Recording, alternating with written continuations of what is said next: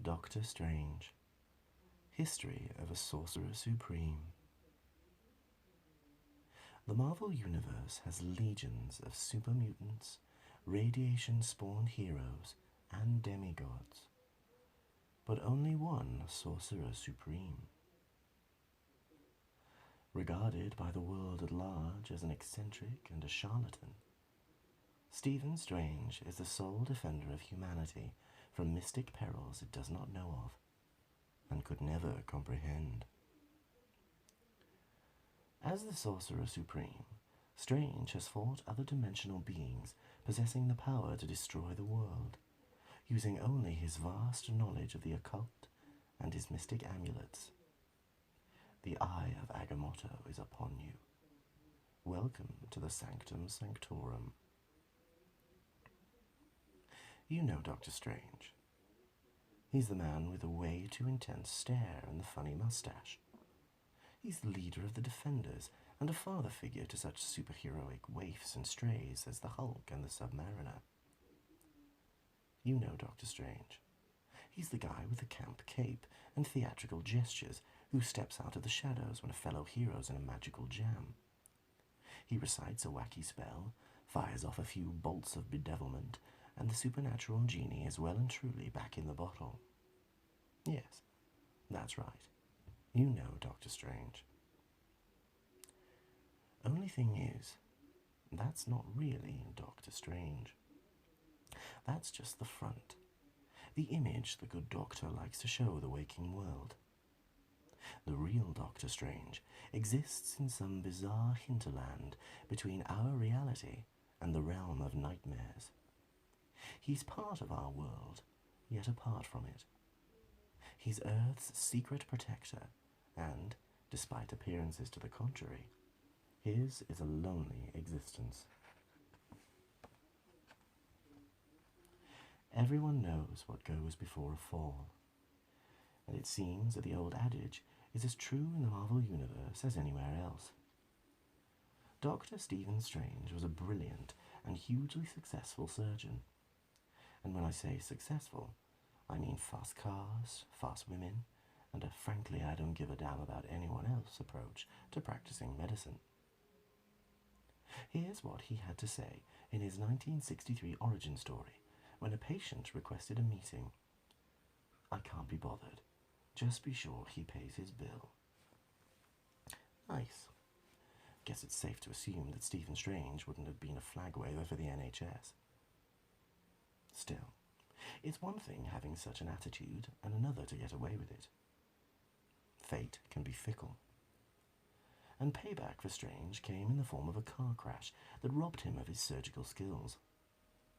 Though he seemed to recover fully from the accident, Stephen suffered a neurological damage that prevented him from holding a scalpel. Too proud to consult for others, he lost his fortune in a futile attempt to find a cure for his affliction. He'd been a high flyer, but Stephen Strange hit rock bottom, ending up as a homeless derelict. But what goes up and comes down can always go up again. If Marvel stories are about anything, they're about redemption. And it was while he was at his lowest ebb that Stephen Strange heard rumours of the Ancient One. They say he can cure anything by some magic power. And so, years before the Beatles had even heard of the Maharishi Mahesh Yogi, Stephen Strange embarked on his own spiritual journey. It was a voyage that led him to Tibet, and face to face with the Ancient One. As consultations go, it wasn't great. The Ancient One recognized Strange's selfish attitude and refused to heal him. Instead, he offered a Yoda-like challenge. If you will stay here, study with me, perhaps you will find within yourself the cure you seek. Being a quick-fix kind of guy, Strange declined the offer, but a freak snowstorm prevented him from leaving the temple. Strange was now introduced to Baron Mordo, the Ancient One's pupil. But if the Ancient One already had a disciple, why had he asked Stephen Strange to train as his successor? Yep, you guessed it, Mordo was a wrong 'un.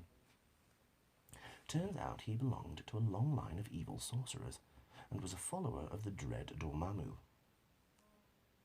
Strange learned that Baron Mordo planned to kill the Ancient One, but was unable to sound the alarm due to a mystical gag that the Baron had conjured up.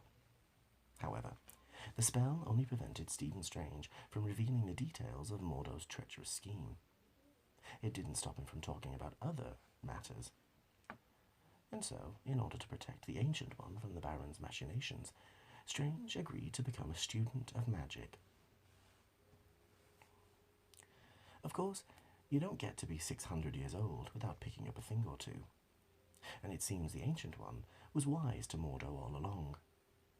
He subscribed to a keep your friends close and your enemies closer philosophy, and the whole master-pupil pantomime was simply a way to keep a mystical eye on Mordo.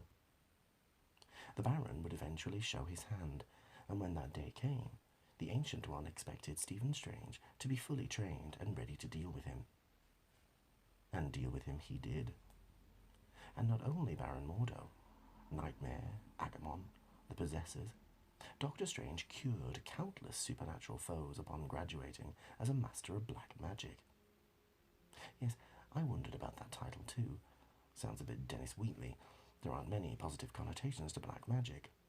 Thankfully, Stan Lee must have figured the same, as the Doctor soon became a master of the mystic arts. Comics have always been big on stories of the supernatural, often with bizarre twists in the tale. But to borrow a phrase, the times they were a-changing, and while young adults all over the globe were tuning in and dropping out, Doctor Strange took a sideways trip to the dark dimension. As descriptions go, dark doesn't really cut it. This place wasn't just gloomy, it was demented. There was no up, there was no down, and the landscape melted with Dali-esque fluidity. Before the dark dimension, Doctor Strange stories had been mysterious, but now they were mind-blowing. Dormammu was the supreme ruler of the dark dimension, as evidenced by the flames of Faltine that burned about his head, and I'll resist the temptation to say he was hot under the collar. He was the first truly cosmic being Doctor Strange had faced, though certainly not the last. Dormammu wanted our dimension, and not just because he fancied the decor. He wanted to move in so we'd worship him like a god.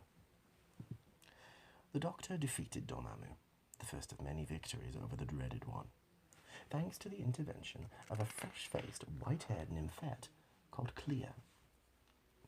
It's no exaggeration to say comics had never seen a leading lady like Clea before. Costume so tight it must have been spray-painted on, fishnets and a doe-eyed expression that melted men's hearts. It's no wonder the Doctor fell for her. But Clea was no invisible girl or simpering Lois Lane. She was different. With magical powers of her own, she was revealed to be Dormammu's niece. Clea eventually became Doctor Strange's lover and mystical pupil.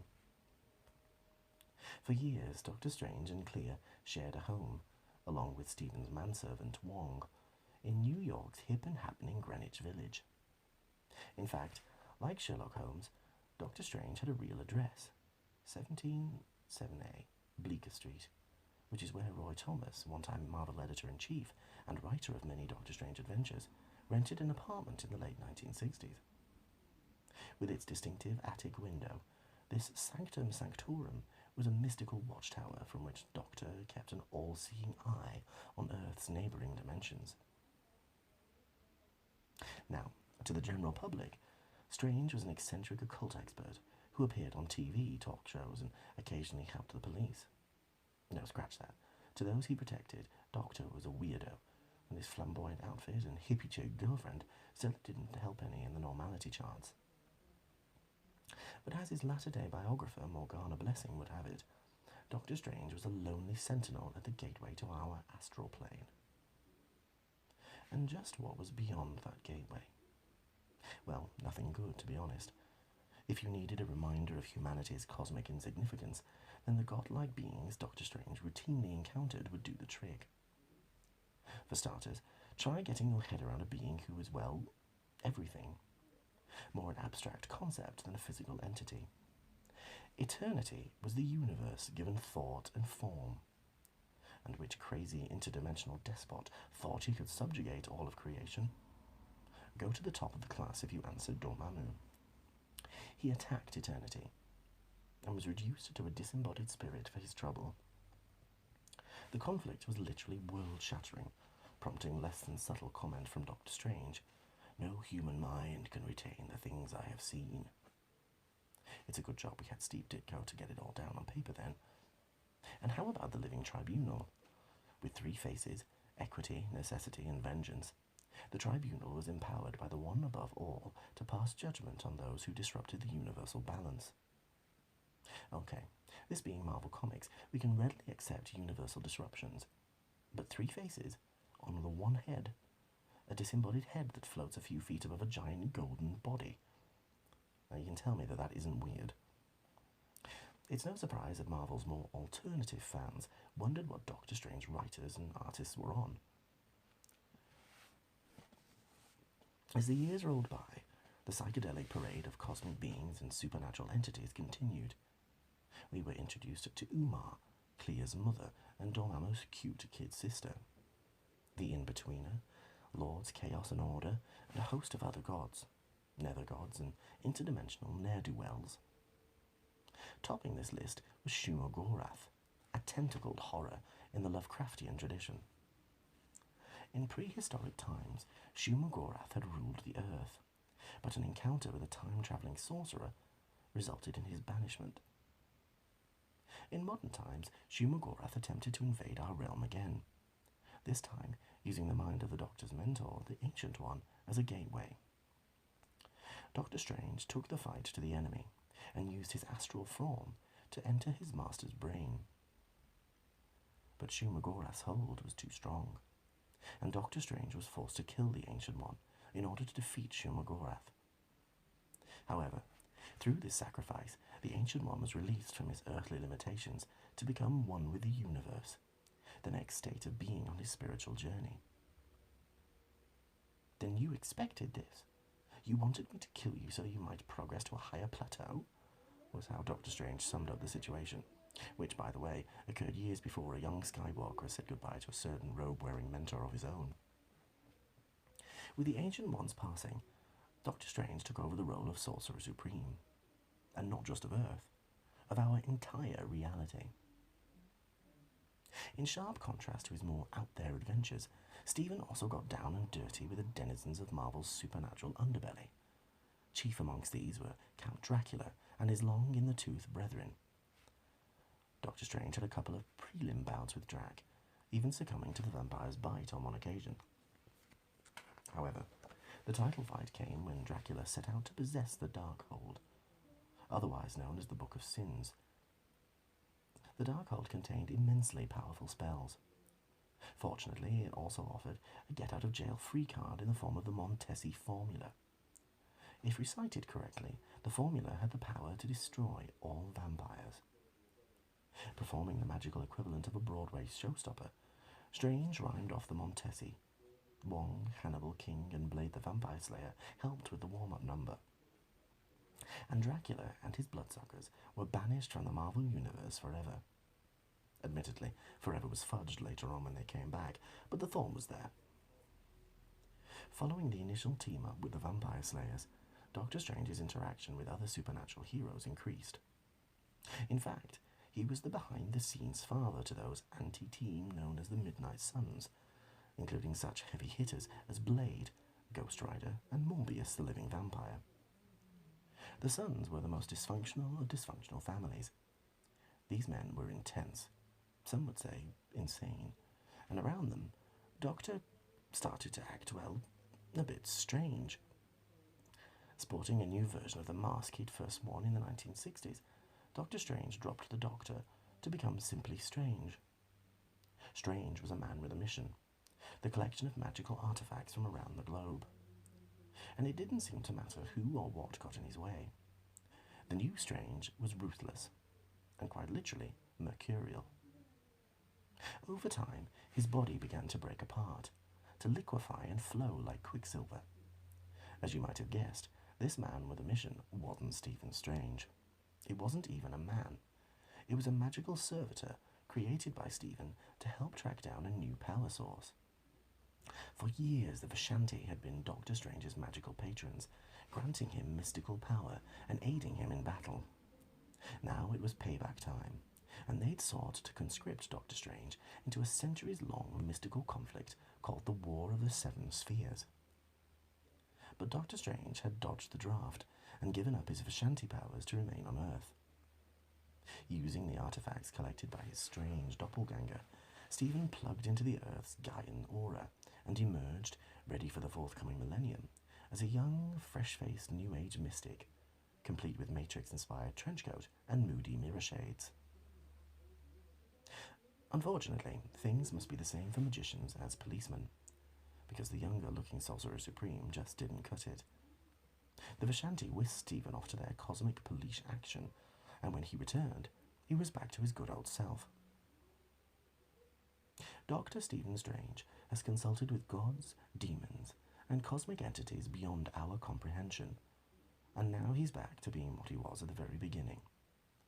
He's humanity's solitary defender against the forces of darkness, a supernatural surgeon facing a demonic cancer that's intent on our ultimate corruption. And he's always, absolutely always, on call.